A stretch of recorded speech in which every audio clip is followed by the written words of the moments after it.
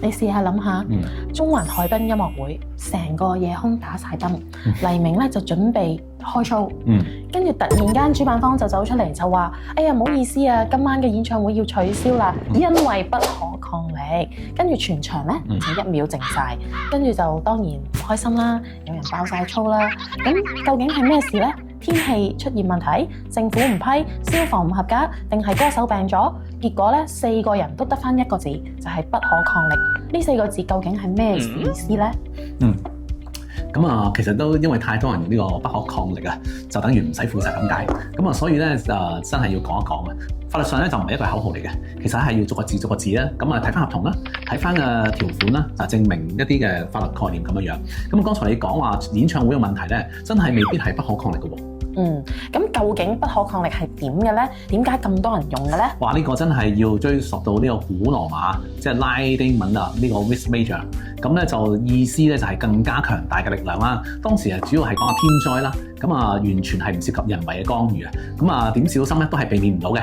咁之後咧就會講到話拿破崙嘅法典啦，咁啊 force majeure 啦，咁啊變成咧無法防止啦，無需負責嘅原因啦。但係而家咧包括咗咧可能再闊啲㗎，天災又有啦，咁啊戰爭啊、罷工啊、政府禁制令啊、人為事件等等。咁啊我哋經常叫做 act of God， 咁啊天災啦。咁香港法律係咪自動適用嘅咧？唔係喎。咁啊香港係普通法地方，不可抗力咧咁唔係一個自動生效嘅法律原則嚟嘅。咁啊除非喺合約入邊啦係有寫明不可抗力嘅條款啦，否則咧一般都冇得講嘅。咁啊換句話講咧，一般冇條款就可能係冇不可抗力㗎。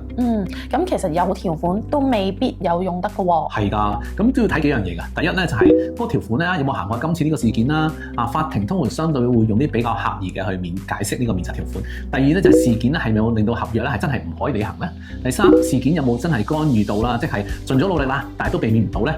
最後咧就係當事人本身咧有冇做足呢個合理嘅措施去繼續履行呢個合約咁樣嘅。咁好多人都問啦，疫情算唔算不可抗力咧？好問題啊！2020年嘅時候咧，咁啊好多案件啦都講過話事咧用呢個不可抗力啊、疫情啊抗辯啊，咁法庭都講得好清楚，疫情係唔等於不可抗力嘅，除非令到疫情咧就令到合同咧即係物理上面或者商業上面根本變得冇可能啊！如果淨係麻煩啊、成本高咗啊、賺唔到錢啊、蝕錢啊呢啲商業風險咧係唔係不可抗力嘅保障嚟嘅？租金跌頂唔住，做唔到生意都唔係不可抗力。咁所以咧，即係話咧，演唱會取消啊、活動延期啊，都唔一定係用到不可抗力㗎。係㗎，唔可以一刀刀打一船人咯。咁啊要睇下實際上係咪真係冇可能先得㗎。咁唔係話唔想就冇可能嘅。好多主辦方啊、會籍啊或者場地提供方啦，經常都會好簡單話不可抗力嘅原因做擋箭牌。咁呢啲係咪真係用得嘅咧？真係要睇合約事件咧係咪符合條件啦，當事人有冇做出措施。聽落真係其實唔係好簡單嘅，難怪好多公司咧一出事咧就即刻攞不可抗力嚟講㗎啦。係啊，所以係咪話即係唔係呢4個字咧就等於可以免責啦？咁法律上要逐點證明，仲要睇翻合同係點樣寫。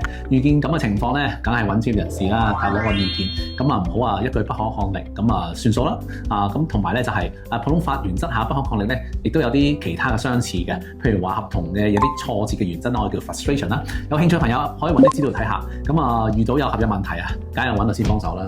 一定啦。好，拜拜。